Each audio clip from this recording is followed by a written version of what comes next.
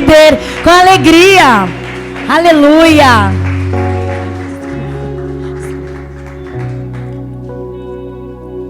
Glória a Deus, boa noite, meus irmãos.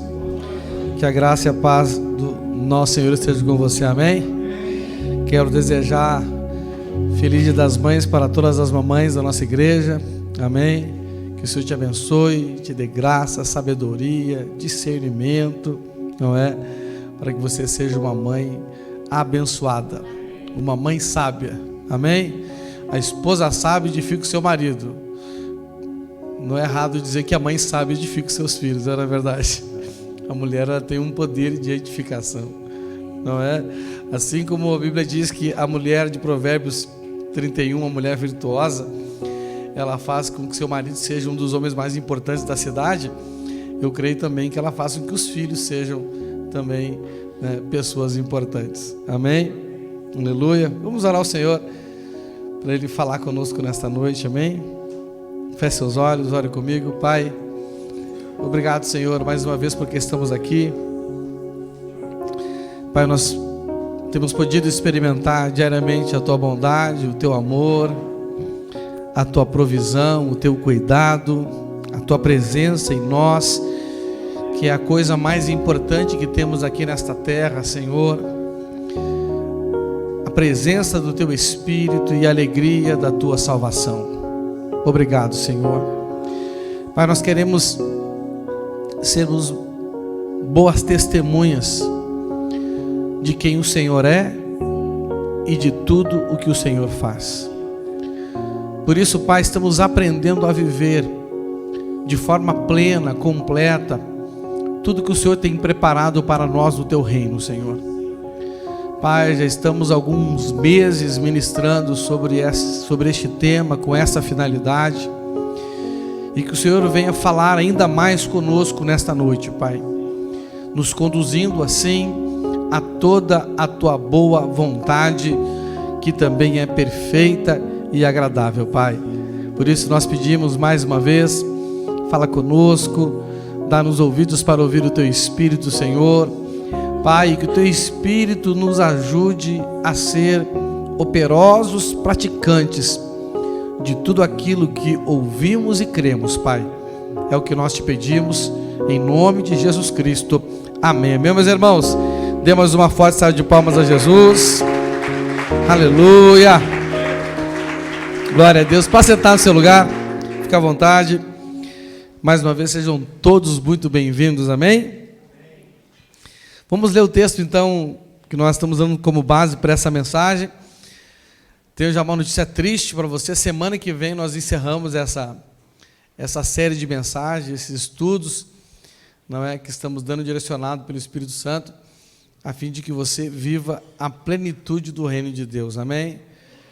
Eu estava, hoje de tarde, estava dando uma revisada aqui em tudo que já pregamos até agora.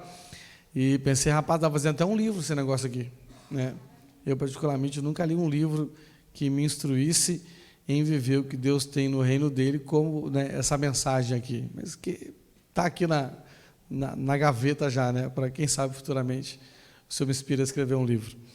Mas espero que você tenha,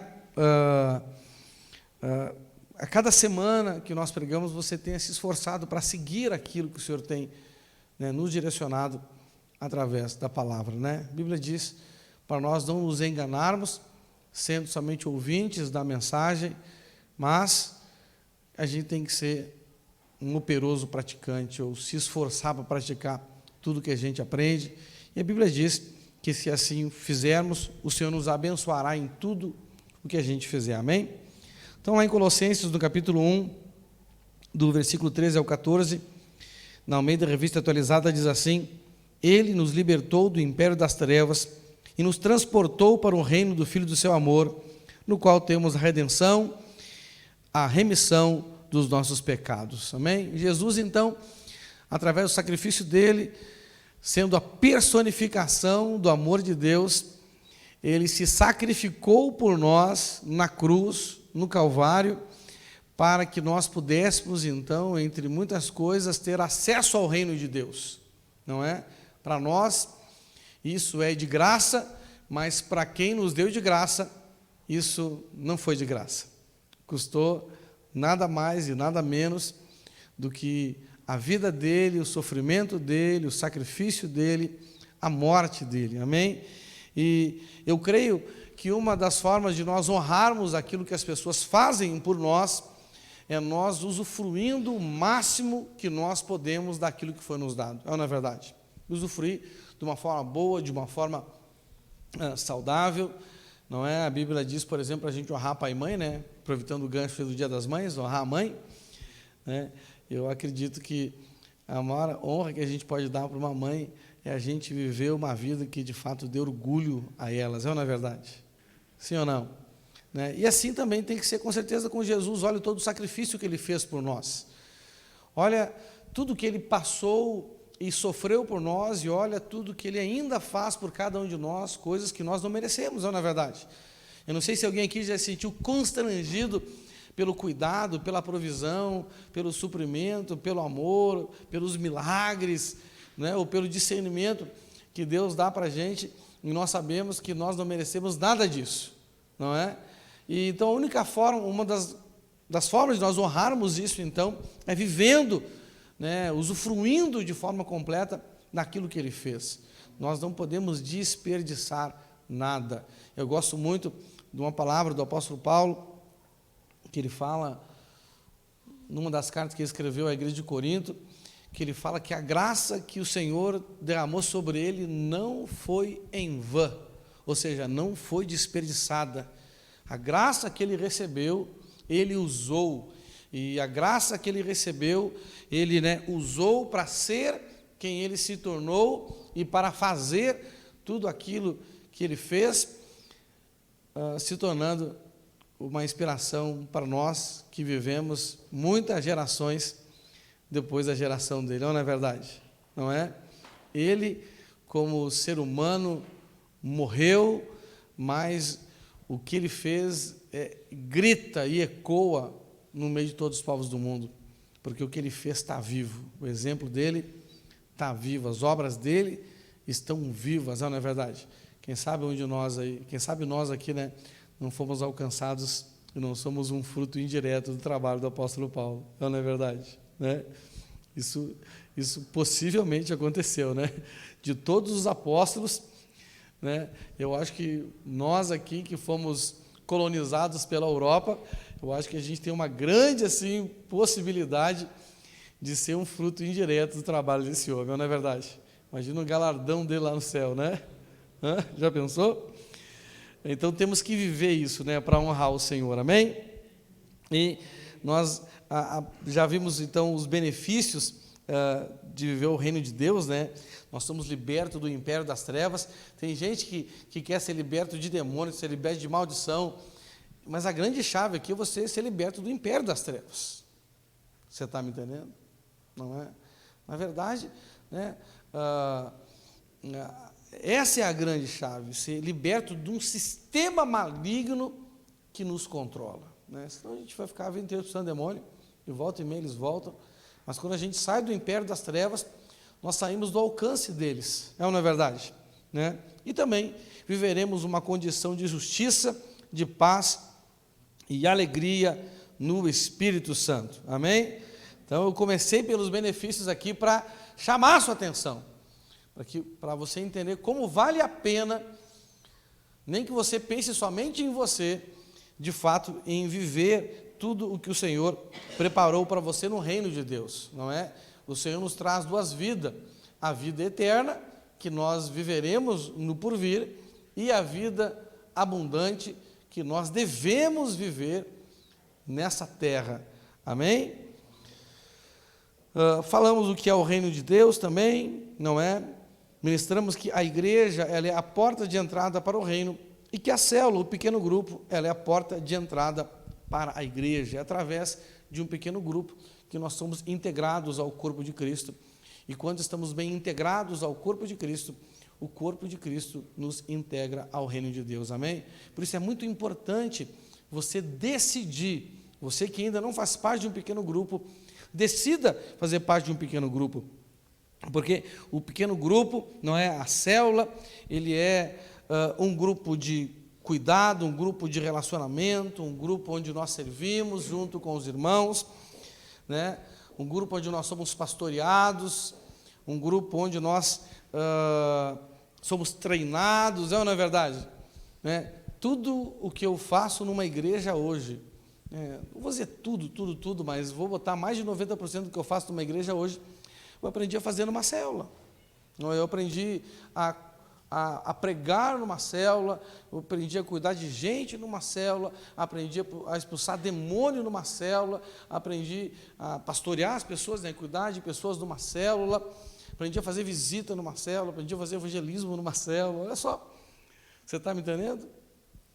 Não é? Então, uma pessoa que de fato ela se integra bem ao grupo da célula, ela pode fazer qualquer coisa dentro da igreja, não é? Eu lembro quando o meu pastor me falou que eu ficaria no lugar dele na igreja em Porto Alegre. Eu falei para ele assim: Abraão, mas eu não sei pastorear uma igreja. Ele falou assim: tu sabe sim. Eu falei: como? Eu nunca pastoreei. Tu já lidera a célula, tu já formou líderes, então tudo que tu faz numa célula, tu só vai fazer agora com todos da igreja. Você agora a igreja é a tua célula. Eu falei: oh, glória a Deus, aleluia. Um celulão, não é verdade? Né?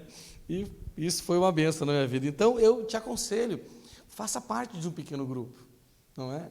Isso vai dar uma dinâmica diferente na sua vida, né? A Bíblia diz que a igreja, os irmãos da igreja primitiva, se reuniam no templo e de casa em casa. No templo cabia bastante gente, mas de casa em casa não cabia bastante gente. Eles faziam parte de um grupo, de um pequeno grupo definido, né? Então, o trabalho desses pequenos grupos, o trabalho da célula, é te ajudar a você ser o que a Bíblia diz que a igreja tem que ser. Amém? E nós já vimos até agora, né, os dois aspectos fundamentais da nossa vida como igreja, é que nós somos a noiva do Senhor, a noiva de Cristo, e nós também somos o corpo de Cristo, não é verdade? Nós tratamos então até agora aqui de aspectos fundamentais, de aspectos internos, de aspectos motivacionais da nossa vida com Deus, não é? A imagem da noiva fala de santidade, né? E a santidade tem os componentes da santidade, a separação, a dedicação e a prudência, em função de termos um relacionamento íntimo com o Senhor.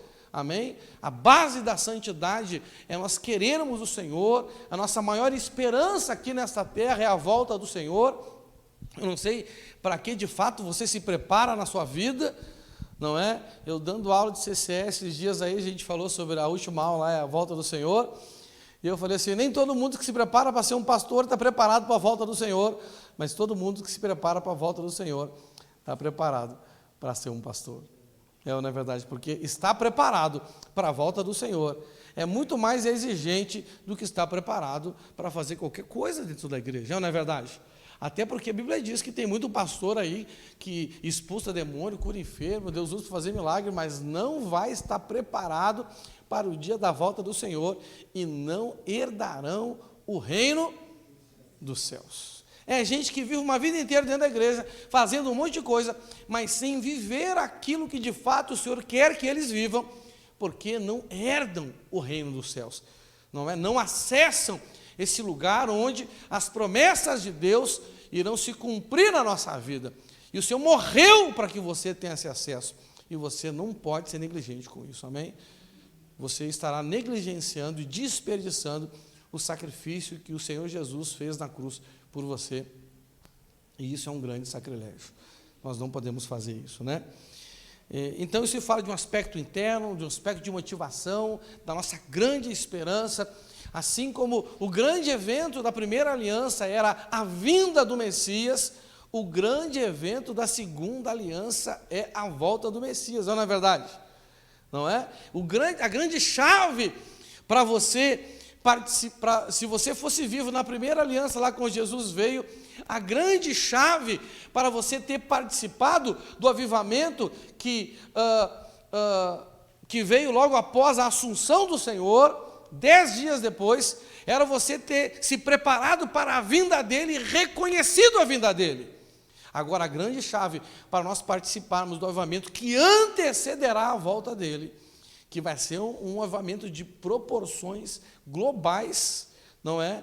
Pandêmico, um avivamento que tudo que é abalado vai ser, tudo que é abalável vai ser abalado, não é? Um avivamento poderoso, você tem que estar preparado, então, para a vinda do Senhor Jesus Cristo, não é verdade? Porque esse é o anseio da noiva. O Espírito e a noiva dizem: vem. Qual é a razão? Para que você está se preparando? Qual é a sua grande busca, a sua grande esperança? Não é verdade? Não é? Tem gente que fala assim de avivamento, que tem que fazer isso para ter avivamento, que tem que fazer aquilo para ter avivamento, não é? Mas eu não vejo ninguém falando de estar preparado para a volta de Cristo. Porque o primeiro grande avivamento foi efeito da vinda.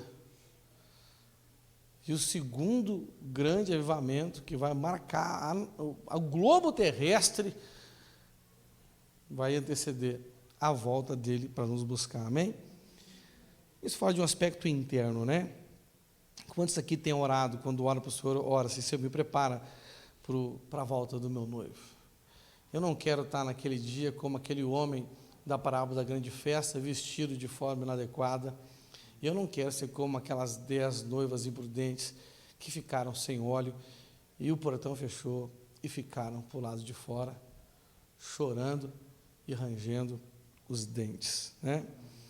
E quando nós falamos também do corpo de Cristo, também fala de um aspecto interno, do nosso relacionamento com Deus, porque o corpo de Cristo fala da manifestação das virtudes do Senhor através da nossa vida, sim ou não? Já não sou mais eu quem vive, mas é Cristo que vive em mim. Quem é que vive em você? Quem vive em você é o seu espírito? Quem vive em você é um demônio? Ou quem vive em você é de fato o Espírito de Deus? Não é? E ele consegue expressar através da sua vida as virtudes dele, o amor, o caráter, o poder e a autoridade que nós vimos semana passada, né? E agora, então, nós vamos entrar nos aspectos internos, quer dizer, externos, né? A questão da noiva, ninguém vê, é só você e Deus que vê, né?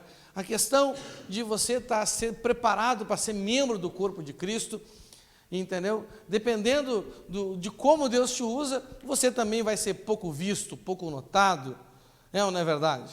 Não é? Trabalhar nos bastidores, mas agora a gente fala aqui, a gente vai entrar num outro aspecto, que é aquilo que nós temos que fazer a partir do momento que somos noiva do Senhor e corpo de Cristo, amém?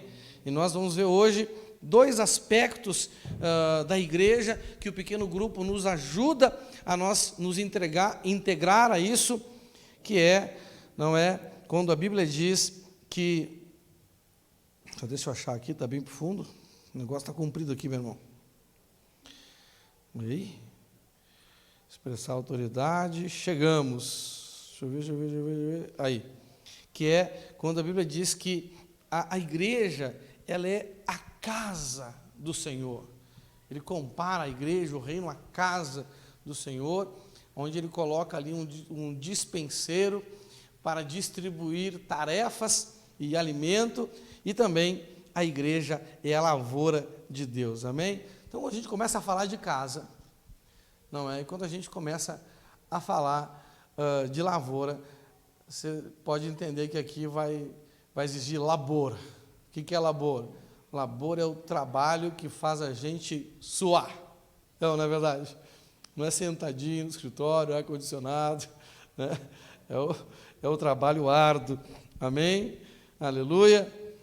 E a célula, o pequeno grupo, ele vai te ajudar a você se integrar, não é? Ao trabalho da casa e ao trabalho da lavoura. São 2 trabalhos diferentes, amém? Fala assim, o trabalho da casa e o trabalho da lavoura. Lucas 12, 42, eu vou ler na NVT. Lucas 12, 42. Diz assim, o Senhor respondeu: o servo fiel e sensato é aquele a quem o Senhor encarrega de chefiar os demais servos da casa e alimentá-los. Amém? Então aqui tem traduções que falam do mordomo, não é verdade? Não é? Então, é um servo que ele está encarregado de administrar o trabalho dos outros servos e de também dar a eles o alimento necessário, dar a eles o suprimento necessário para que eles possam continuar fazendo o trabalho. Sim ou não?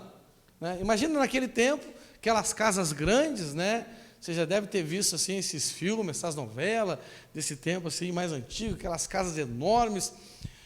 Tinha lá a governanta, tinha lá o mordomo, o Batman tinha o Alfred, não é verdade? Né? E ele tomava conta daquele monte de trabalho que tinha que se fazer na casa, não é verdade? Né? A igreja, o Senhor diz que é assim também, não é? Na igreja há pessoas que são responsáveis para organizar o trabalho que deve ser feito na igreja, amém? Então a igreja, ela também, de certa forma é a casa do nosso Senhor, amém? Nós sabemos que o Senhor não habita aqui nesse lugar, né? O Senhor não habita em construções feitas por mão de homens, mas Ele habita na sua igreja, que é o templo de Pedras Vivas, amém? Ele habita em nós, não é? E nós temos uma estrutura organizacional para podermos ser igreja, e essa estrutura gera trabalho, é o trabalho de casa, amém? E quem é da família tem que participar do trabalho de casa, e através da célula nós organizamos o trabalho de casa, não só através da célula, né, mas também através da célula nós organizamos o trabalho de casa. E quais são as tarefas, não é, da casa? Nós podemos dividir as tarefas da casa em 3 tipos de tarefa, e todos nós que temos uma casa e que temos uma família, nós temos, né, todos nós participamos dessas tarefas. Se você não participa, ou é porque você é criança, muito criança, ou é porque você é folgado. Não é verdade? Não é? Hoje a minha sobrinha, Maria Clara, cadê ela? Entendeu? Ela estava assim, ai tio, não sei o que eu tenho, o que foi? Aí eu estou com um peso no corpo, uma moleza no corpo. Eu falei, eu sei o que é isso. Ela falou, o que é? Guiça? Preguiça. Não é verdade? Só pode ser preguiça. Tem um dia que a gente está mais indisposto, né? É a preguiça. Então, tem as tarefas da casa, sim ou não? Quem tem casa aqui? Uma casa tem tarefa da casa? Tem. Então, tem as tarefas da casa, não é? Tem as tarefas relacionadas às pessoas da casa, tem ou não? Sim ou não? Tem ou não tem? E também tem as tarefas relacionadas ao sustento da casa. Quem é aqui que participa das tarefas da casa na sua casa? Quem participa? Levanta a mão. Quem não participa? Quem não... É porque não tem mão ou não tem casa ou não participa? Hã? Amém. Lá em casa, eu também participo das tarefas da minha casa, não é? E só que também tem as tarefas relacionadas às pessoas da casa. Quem que serve as pessoas que moram? Você serve as pessoas que moram junto com você? Você cuida delas? Não é? Ontem, eu e a missionária estávamos deitados, a gente estava vendo um filme no iPad, já era umas 2 horas da madrugada, mais ou menos, né? Ela não gosta que eu conte essas coisas, mas eu vou contar igual, né? Ela falou assim, meu amor, eu falei, fala, meu amor, não é? Ai, eu queria tanto tomar uma coca. Eu falei, meu Deus do céu. Eu falei, sério, meu amor? Não é o diabo não gerando desejo estranho de... Não falei isso, não. Eu dei uma insistida assim, eu falei, tá bom, lá fui eu, né? Levantei, botei o roupão, desci as escadas, fui na geladeira, enchi bem o copo de coca, para não precisar descer de novo. mas tem que servir as pessoas da casa. Não é verdade? Quem tem filho pequeno, que nem a gente tem, não é? Rapaz, é trabalho que é pai para lá, é mãe para cá, né? Quando a gente está assim, até no banheiro, às vezes, chama a gente, não é verdade? Não é? As tarefas, então as pessoas da casa, elas também exigem que nós tenhamos tarefas para fazer com elas, não é? E também o sustento da casa. Quem que participa do sustento da sua casa? Todos nós precisamos participar do sustento da nossa casa. É ou não é verdade? Não é? A não ser que, né, você seja uma pessoa muito pequena. A Lara, por exemplo, ela já tem tarefas da casa, né? A Lara, ela tira lixo, a Lara volta e meia me ajuda a passar aspirador de pó em casa, junta o cocô e o xixi da cadela dela. Você está me entendendo? Ela tem coisa. E ela também cuida de mim, né? Volta e meia eu falo, filho, me serve um café, me dá um copo d'água, coça as costas do papai. Não é verdade? Coloca lá na pia essa louça para mim. Ela já está servindo, não é? Ela ainda não participa das tarefas do sustento da casa, porque ela ainda não trabalha. Mas logo que ela trabalhar, já vou dar uma continha para ela pagar, porque ela tem que aprender a ter responsabilidade. Aonde? Na minha casa. É ou não é verdade? Não é? Porque, meu irmão, eu já aconselhei casal assim, que ou o marido não quer participar de pagar as contas, ou a mulher não quer participar de pagar as contas. Eu falo, cara, rapaz, essa pessoa teve um pai que avacalhou a vida dela, não é verdade? Porque essa pessoa sofre. Sofre ou não sofre? Imagina uma pessoa que vai para a sua casa, que deixa pai e mãe, e chega em casa e não gosta de fazer as tarefas da casa. Mas essa pessoa vai ser muito infeliz. Sim ou não? Sim. Ah, não gosto de lavar louça, não gosto de lavar roupa, não gosto dessas coisas. Anda pelado, então, meu irmão, vai morar no meio do mato, vira índio, come com a mão. Não é verdade? Né? Tem uns lugares aí que não é pecado você andar pelado, vai lá para o meio da Amazônia, lá no meio dos, né? Lá, o povo anda sem roupa lá não faz frio, entendeu? Não, mas, e os mosquitos, né? E a dengue, né? E a malária, né? É melhor lavar a louça, mesmo no frio de Curitiba, né? Então, nós temos que participar das tarefas da casa, amém? Essa casa, não é? Essa comunidade, ela tem tarefas da casa, tem ou não tem? Essa casa aqui não tem que ser limpa? Tem. Essa casa não tem que ser organizada? Tem. Essa casa não tem que ser cuidada? Tem. Essa casa, quando a gente tem culto, não precisa de ir para cuidar das crianças? Precisa. Essa casa, quando tem culto, não precisa de um ministério de dança para dançar e adorar o Senhor com a dança? Sim ou não? Davi não adorou o Senhor com a dança? Miriam não adorou o Senhor com a dança? Não é verdade? Entendeu? Tem gente que fala assim, eu não gosto muito desse negócio de dança. Então vai falar com Davi quando chegar no céu. Pergunta, Davi, por que você dançava? Entendeu? Não precisamos de pessoas aqui que nem os irmãos ali. Olha lá o Nicolas lá paradinho, lá com uma cara bonita. Dá um sorriso para nós, Nicolas. Olha só. Que guri bonito, meu irmão. Entendeu? Precisamos ou não precisamos? Não precisamos de irmãos ali, no Ministério de Comunicação, para passar aqui para você os textos que eu estou lendo, né? Os irmãos para o louvor aqui, não precisa de gente para isso. São as tarefas de casa. Essa casa tem tarefa só quando tem culto? Não. A gente precisa de gente para fazer os banners, a gente precisa de gente para fazer coisas que a gente tem que fazer fora do momento de culto. Tem que limpar, não é verdade? Quem já fez parte da escala da célula para limpar aí? Não é verdade? Não é? Então, essa casa, ela tem tarefas da casa.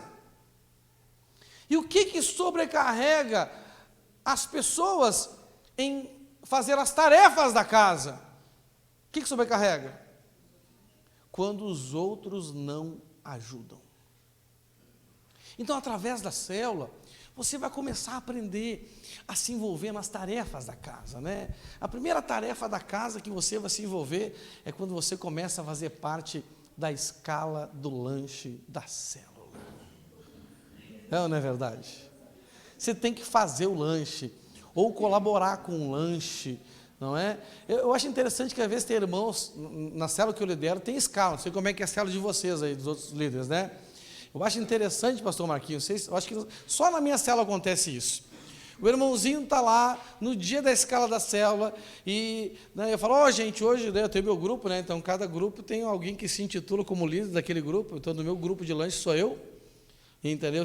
Gente, eu quero saber quantos eu vi na reunião da célula hoje, não é? Os irmãos aí colaborem com tanto para a gente fazer o lanche. Aí vem um bonito assim que está na escala e fala assim, missionário, é que hoje eu não vou na célula. Dá vontade de falar assim, filho do capeta. E quando tu vem na célula, e não é teu dia da escala de lanche, tu come ou tu faz jejum. Então não importa se você vai vir, colabora também. Não é verdade? Sim ou não? Né? Imagina só, eu vou viajar, passar uma semana fora, e eu digo assim, minha esposa, como eu não vou estar essa semana aí, você se vira com a comida, não vou comprar nada, zara de vocês. Dá para fazer isso? Porque nós fazemos parte de uma família, nós temos uma casa, e a casa é a nossa congregação, não simplesmente essas 4 paredes aqui, entendeu? Então, eu quero dar um conselho para você, comece a se envolver nas tarefas da casa. Nós precisamos de gente para o Ministério de Recepção e Apoio, está faltando homem para o Ministério de Recepção e Apoio, entendeu? Esses dias eu ouvi um comentário, eu não vou dizer de quem, só para não criar intriga, falei assim, nessa igreja não tem homem, eu falei, claro que tem, olha eu aqui. As pessoas pensam que às vezes o pastor é anjo, não é homem, não é? Para ser pastor tem que ser homem ou mulher, Deus nunca levantou na Bíblia um anjo para ser pastor, você está me entendendo? Não é? E anjo não tem sexo, é só para, porque anjo é espírito, espírito não tem sexo. Então, olha só que interessante, né? Nós temos que participar. Falta homem no Ministério de Recepção e Apoio, falta homem no Ministério de Dança. Eu sei porque os homens não querem dançar, meu irmão. Entendeu? Eu não tenho chamado, nem dom, nem talento, nem capacidade para isso, mas eu sei que o Rodrigo, por exemplo, tem, entendeu? Não é? Mas eu sei por que ele não quer dançar. Brincadeiras à parte. Mas olha só, gente, olha só. Nós somos aproximadamente aqui nessa igreja 70 e poucos membros. Tá bom? Se todo mundo aqui fizesse parte de um ministério, talvez você ia servir nesse ministério de 2 em 2 meses. Mas porque nem todos fazem, tem gente que tem que servir 3, 4 vezes por mês. Você está me entendendo? E nem todos que servem no ministério cumprem a sua escala, né? Hoje é o dia de lavar a roupa suja, então, beleza? Não cumpre a sua escala. Arruma um compromisso no dia que já tem um compromisso agendado. Né? Imagina eu marco um compromisso com você e do dia do compromisso você fala assim, eu não vou poder cumprir o compromisso porque ontem alguém marcou um compromisso comigo e agora não vou poder cumprir o compromisso contigo, eu já tinha cumprido há 30 dias atrás. Como é que é o nome disso? Como é que é o nome disso? Irresponsabilidade, não é verdade? Não é? Então, o meu conselho para cada um de vocês aqui é se envolvam no trabalho da casa. Essa casa, ela tem trabalho, e é bom, nós crescemos com isso. Porque imagina se, que tem filho aí? Imagina você seu filho cresce sem ter responsabilidade dentro de casa. Que tipo de filho vai ser isso aí, meu irmão? Que tipo de pessoa vai ser essa? Mimada. Uma pessoa irresponsável. Essa pessoa vai estar preparada para a vida, sim ou não? Não. Isso quer dizer que você não vai estar preparado para a vida que Deus quer que você viva se você não assumir as responsabilidades que você pode e deve assumir com as tarefas da casa. Essa casa tem tarefas, né? Pelo menos, o mínimo que você pode fazer, qualquer um pode fazer, faça parte da escala do lanche da sua célula e participe pelo menos de um ministério. Ajude, ou no Ministério Kids, ou no Ministério de Intercessão. É ou não é verdade? Não é? Tem gente que acha que quando você está orando, você não está fazendo nada. Quem já passou pela experiência de você estar orando e a pessoa fala assim, já que você não está fazendo nada, me ajuda aqui. Quem já passou por isso? Então venha fazer nada então. Venha no Ministério do Nada, o Ministério da Intercessão. Você vai orar aqui. É o Ministério do Nada, mas que faz tudo acontecer, porque nada acontece se antes não for conquistado em jejum e oração. Amém? Nós precisamos de gente. Não é verdade? Em cada um dos ministérios, recepção e apoio, as crianças, louvor, o que mais aí? A dança, o que mais? Comunicação, o que mais? Intercessão, não é verdade? Ministério de ensino também, né? Tinha gente para ajudar eu, pastor Maqui, nas escolas, você está me entendendo? Né? Evangelismo de jovens, os teens, os homens. A gente tem ministério de homem, olha só que chique, meu irmão. E quem é o líder do ministério de homem sou eu. Você está me entendendo? Não é? Se você não quiser só ser macho e aprender a ser homem bíblico, né? Nós temos um calendário de 2 em 2 meses, não é, para a gente trocar uma ideia forte. Temos até um grupo de homens. Quem está no grupo de homens aí? Quem não está, porque o seu líder não te adicionou. Eu não tenho líder. Esse é o seu problema. Tem que ter líder. Não é verdade? Amém? Então, também tem a tarefa com as pessoas da casa, sim ou não? Nós temos que cuidar das pessoas da casa. Geralmente, numa família saudável, o irmãozinho mais novo ajuda a cuidar, o irmãozinho mais velho ajuda a cuidar dos irmãozinhos mais novos. Eu vejo, assim, sabe, filho mais velho falando para os seus pais com relação a filho mais novo, o que eu nunca tive coragem de falar para a dona Sara. Eu nunca falei para minha mãe assim, eu não sou babá dos meus irmãos, ai de mim. Sabe Isaías lá, ai de mim. Né? Mas tem gente que fala hoje, né? E eu até vejo assim, tá certo, né? A gente tem que ter equilíbrio nisso, mas eu vejo gente falar assim, a responsabilidade de cuidar do seu filho é sua, não é do seu outro filho. Também é. Não é verdade? Quando o Senhor encontrou Caim, qual foi a primeira pergunta que ele fez para Caim? Caim, cadê o teu irmão? Não é verdade? Né? Todo pai e toda mãe quer que os irmãos dê conta dos outros irmãos. Sim ou não? Nós temos que cuidar, temos que ajudar, né? A apacentar alguém, ajudar alguém, né? A crescer. Você tem que se responsabilizar pelo cuidado de uma alma. Claro que já é um trabalho um pouco mais complexo, você tem que crescer mais um pouquinho, mas também não é difícil de fazer, não é verdade? E o terceiro tipo de tarefa que nós temos que executar dentro de casa, entendeu? São as tarefas com relação ao sustento da casa. Essa casa que precisa de sustento, qual o trabalho que você tem que fazer para ajudar no sustento dessa casa? Primeiro, você não pode desperdiçar as coisas dessa casa. Não é verdade? Sim ou não? Tem gente que num culto gasta 5 copos plásticos. Precisa de 5 copos plásticos? Não, mas tem copo ali, pode usar. Isso é comprado com dízimo e oferta para você mesmo. Você não pode pegar o seu copinho e guardar, na verdade. Não é? Tem gente que não cuida das coisas da igreja. Bota pé na parede. A gente pinta, vai lá o bonito ou a bonita e põe o pé na parede. deixa as coisas jogadas no chão, deixa lixo. Eu fico pensando, será que quando você, às vezes você vem na culto aqui, ó, volta e meia tem copo jogado no chão. Eu fico pensando, será que essa pessoa quando toma água na casa dela, joga copo no chão também? Será? Por que faz? Por que não cuida para que as coisas da igreja não sejam desperdiçadas? Não é verdade?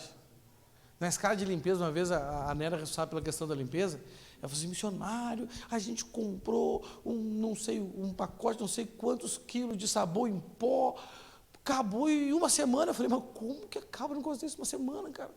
Os caras comeram sabão em pó, jogaram para cima, que nem confete, ou levaram para casa, meu irmão. Não tem lógica uma coisa dessa. Vamos ver se alguém está rotando o bolinho de sabão e foi ele que comeu o negócio, só pode ser. Você está me entendendo? Que não tem lógica, luz ligada para tudo quanto é lado, torneira ligada, não é verdade? Sim ou não? Né? A gente vai no banheiro, tem uma torneira ligada lá, meu Deus do céu, se a gente não olha, dá um excesso d'água aí, depois a gente tem que pagar esse negócio. Essa é a primeira coisa que a gente tem que fazer. Nós temos que, não podemos desperdiçar as coisas da igreja, até porque tudo isso é comprado com dinheiro que é de quem? É do Senhor, nós consagramos o dinheiro para o Senhor, não é? Nós colocamos os dízimos e as ofertas sobre a administração de uma liderança espiritual, como acontecia em Atos, e eles traziam as ofertas e lançavam aos pés dos apóstolos. Não quer dizer que jogavam mesmo no pé deles, viu? Isso era uma expressão para dizer que eles colocavam sob a administração dos apóstolos. O negócio começou a crescer tanto, os apóstolos não deram mais conta, eles levantaram o tesoureiro, sim ou não? Os primeiros diáconos, né? Os obreiros, não é verdade? Filipe era um deles, não é verdade? Não é? Filipe foi um dos 7 levantados para cuidar da administração do dinheiro da igreja. Então nós precisamos participar do sustento da igreja. Você que já é parte dessa família, você que já é um membro batizado, meu irmão, dizime e oferte. Você vai ser abençoado. Se você for uma pessoa, não é, que você cumpre as tarefas da casa, cumpre as tarefas com as pessoas da casa e cumpre as tarefas com relação ao sustento da casa, meu irmão, Deus vai te abençoar, porque olha o que diz aqui em Lucas 12:4. O Senhor respondeu, o servo fiel e sensato é aquele a quem o Senhor encarrega de chefiar os demais servos da casa e de alimentá-los. Por que o chefe da casa dava comida para os servos da casa? O dono da casa. Por quê? Para eles não morrer de fome, para poder continuar cumprindo as suas funções. Imagina se você é dono dessa casa aqui, né? E tem lá um servo lá na sua casa, e fala assim, eu quero comer, mas eu não estou afim de trabalhar não. O que você vai dizer para ele? O apóstolo Paulo, ele deu para a gente uma boa resposta. Ele fala em 2 Tessalonicenses, no capítulo 3, do versículo 10, diz assim, 2 Tessalonicenses, capítulo 3, versículo 10, ele diz assim, quando ainda estávamos com vocês, lhes ordenamos, quem não quiser trabalhar, não deve comer. O que representa isso aqui? Irmãos, uma pessoa que não está disposta a assumir as responsabilidades relacionadas à casa do Senhor, que somos nós como igreja, vai ter sustento limitado, vai ter provisão limitada. Porque, irmãos, olha aqui, nós não fomos chamados para ser servos de Deus, sim ou não? Eu acho muito bonito assim, às vezes está no culto, quem é servo de Deus? Aí, todo mundo fala assim, eu sou servo. E como que você serve? Pois é, sou um servo que não serve, que é membro do corpo de Cristo. E qual é a sua função no corpo? Não tenho, é um membro como é que se diz? Um membro que não funciona, como é que é o nome? Um membro deficiente, não é? Então você não ajuda o membro de Cristo, o corpo de Cristo a ser eficiente, mas você estabelece uma deficiência no corpo de Cristo. Você estabelece eficiência no corpo de Cristo, ou você estabelece deficiência no corpo de Cristo. Entenda uma coisa, meus irmãos, não tem como nós estarmos integrados ao reino de Deus, e um reino exige trabalho e responsabilidade, sim ou não? O que dá mais trabalho, um reino ou uma casa? Um reino é muito maior, não é verdade? Não é? Mas você não está disposto a participar das responsabilidades da casa. E se todo mundo, se cada um aqui estiver disposto a pelo menos, né, ajudar no lanche da célula e pelo menos fazer parte de um ministério, você vai ver que a dinâmica da sua vida com Deus vai começar a mudar. Assuma tarefas, são tarefas simples, mas que vão abençoar a sua vida. Irmãos, eu vou dizer uma coisa para você, teve coisas que eu fiz na igreja, que pela habilidade que eu tinha, para a igreja era melhor eu não ter feito, mas para mim foi melhor eu ter feito. Por exemplo, eu já participei do louvor da igreja. Por incrível que pareça, eu já cantei na igreja. Eu tenho certeza que para a igreja era melhor não ter feito. Rapaz, mas para mim, espiritualmente, como isso fez bem. Você está me entendendo? Né? Eu me lembro quando eu comecei a pregar, meu irmão, para a igreja era melhor não ter começado a pregar. Você está entendendo? Que isso aí é cada coisa, meu irmão. Sorte que naquele tempo as pessoas não gravavam a gente. Mas no céu está gravado. Rapaz, eu vou ter que dar conta de cada pregação que eu já preguei nessa vida. Cada besteira que eu já falei. Às vezes estou preparando o sermão, me lembro de uma pregação. Nossa, Deus, como é que eu falei isso? Meu Deus, tem misericórdia de mim, Jesus. E ele diz que aqueles que ensinam vão ser julgados com rigor maior. Não é? Eu me lembro de coisas, né? Meu Deus do céu. Meu irmão, meus 3 primeiros anos de pastor, que sorte sorte sua não ter sido meu ovelha. Mas o tempo difícil na vida das minhas ovelhas. A minha sorte é que eu pastoreava um povo que me conhecia, um povo que me amava e conseguiu me suportar com amor, senão eu nunca teria chegado aqui.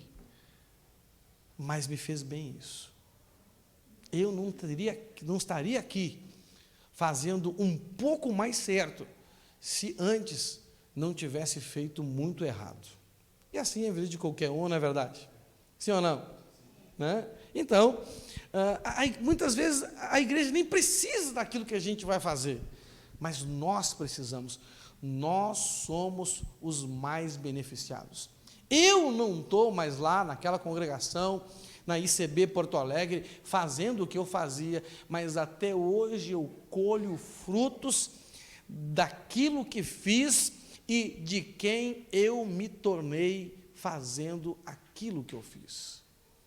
Quando você escolhe aquilo que você faz, você escolhe a pessoa que você vai se tornar ou a pessoa que você não vai se tornar. Você não está escolhendo simplesmente uma tarefa, uma tarefa ou uma não tarefa. Você está escolhendo que tipo de pessoa você vai ser.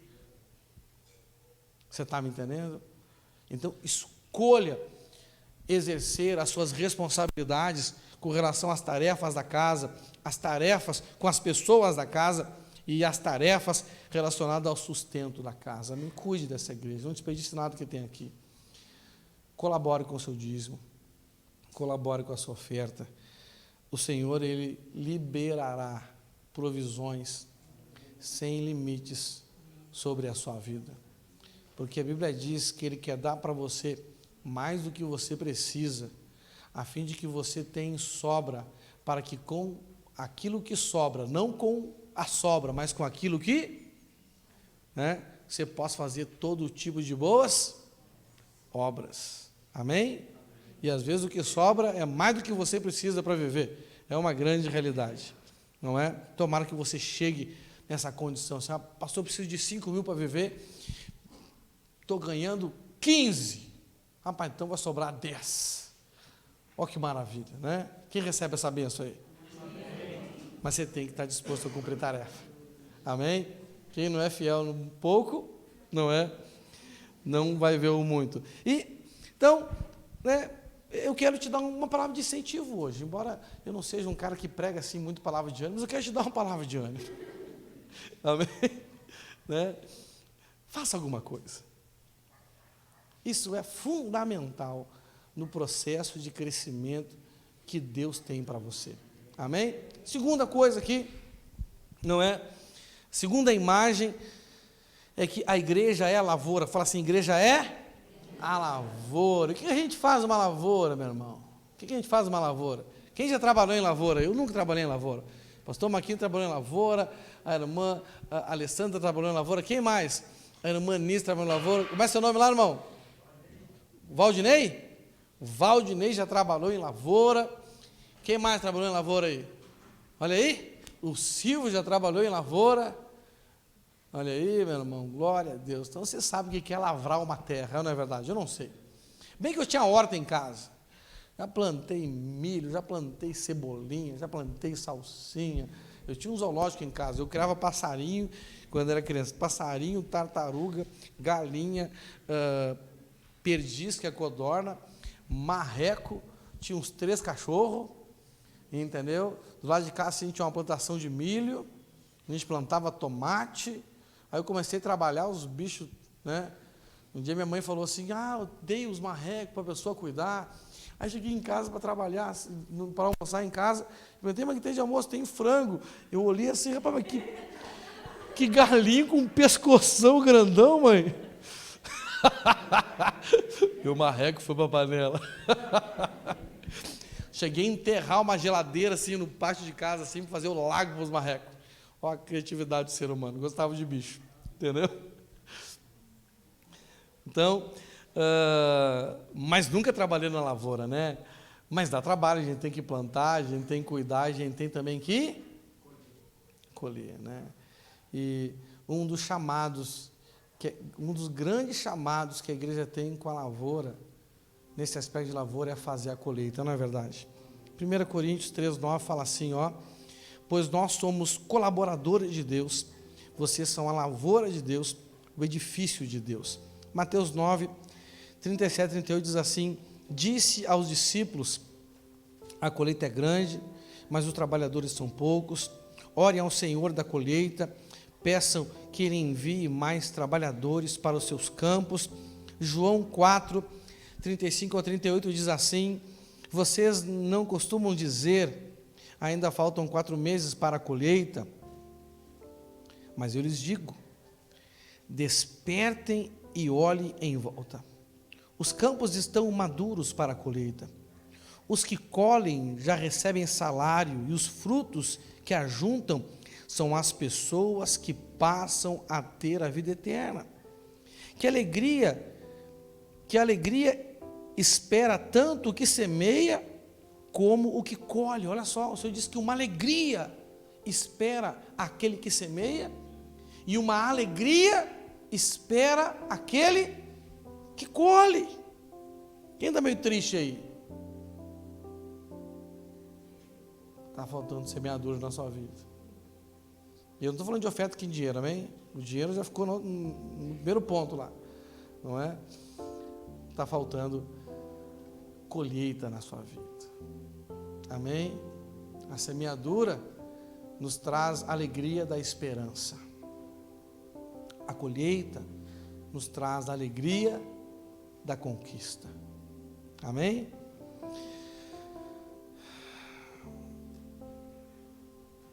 Que alegria espera tanto o que semeia como o que colhe. Vocês conhecem o ditado, um semeia e o outro colhe, e é verdade. Eu envio vocês para colher onde não semearam, outros realizaram o trabalho, e agora vocês ajuntarão a colheita. Esse é o nosso trabalho como lavoura. Nós temos uma casa chamada congregação, comunidade. Fazemos parte de um corpo chamado igreja. Somos a noiva que espera a volta do nosso noivo. Mas aí fora, nós temos um campo para colher. E os frutos já estão maduros. Nós não precisamos plantar. Alguém já plantou. O semeador já semeou. Nós vivemos em uma nação onde é impossível uma pessoa não ter ouvido já falar de Jesus. Não é verdade? Sim ou não? O que mais tem aí fora é gente que já foi de igreja, que nasceu, que o pai, o vô, o papagaio, o periquito era crente, e ele tem alguma lembrança disso. Então ali já há uma semente, e ali também há um fruto maduro esperando para ser colhido. Irmãos, tem muitas pessoas que falam assim: mas pastor, a igreja não cresce porque as pessoas não querem saber da igreja. Não, filho, tem fruto maduro aí. O que falta são ceifeiros para fazer a colheita. Ceifeiros que creem que não precisamos esperar mais nada, nós só precisamos nos habilitar para fazer essa colheita. E tudo isso também nós fazemos a partir dos pequenos grupos. Amém? Essa semana, amanhã, o líder da sua célula ou do seu grupo de pastoreio, seu grupo de liderança que você participa, ele vai lançar no grupo lá uma estratégia de evangelismo para este mês. No último domingo do mês, nós faremos um culto de colheita aqui. E na última célula do mês, que é a última quarta-feira do mês, nós faremos uma célula de colheita. Nós temos 2 estratégias para a colheita. E a nossa expectativa é que vocês participem das 2 estratégias. Não é? Ou você vai ser o ceifeiro, ou você vai ser a colheita. Amém? Se você está resistindo aí, deixa alguém te colher. Tá bom? Para com essa frescura aí, em nome de Jesus. Tá certo? Então, mas a maioria de nós, ou quase na totalidade, nós temos que trabalhar onde? Como ceifeiros, não é verdade? Então nós teremos 2 estratégias. A primeira estratégia, você vai levantar 3 nomes. Quantos nomes?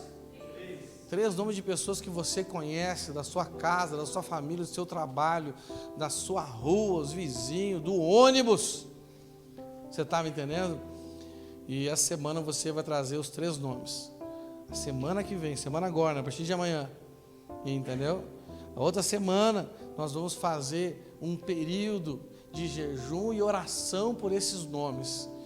E no outro domingo você vai trazer elas para a igreja. E aquelas que não viram no culto do domingo, você vai levá-las para a reunião da célula. Amém? Mas também no domingo da colheita, à tarde, fala assim, à tarde. Olha para o seu irmão, dá um sorriso para ele e fala assim: meu irmão, não foge da colheita. Nós vamos fazer um impacto evangelístico aqui no Xaxim, aqui em volta da igreja aqui. Amém?